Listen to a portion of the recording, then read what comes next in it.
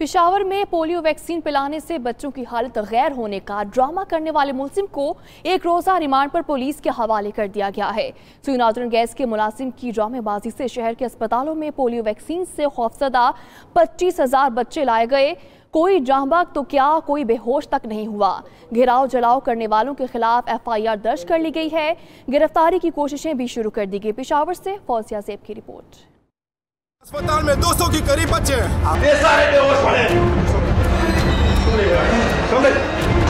ये सारे बेहोश पड़े। देखो,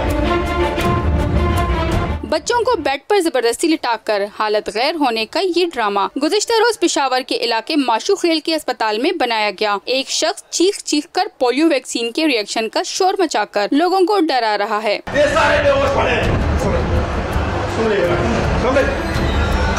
ये सारे बेहोश पड़े। देखो, अपने ड्रामे से पूरे पेशावर में अफरा तफरी फैलाने वाले सुई नादरन के मुलाजिम नजर मोहम्मद को गिरफ्तार करके एक रोजा रिमांड हासिल कर लिया गया। मीडिया वाला माना था पोसो का मावला जगह बयान वर को जिस जमा जुएरे मतलब दे बीमार दे पतरी होता है चोरी बीमार दे बस बयान वर करे।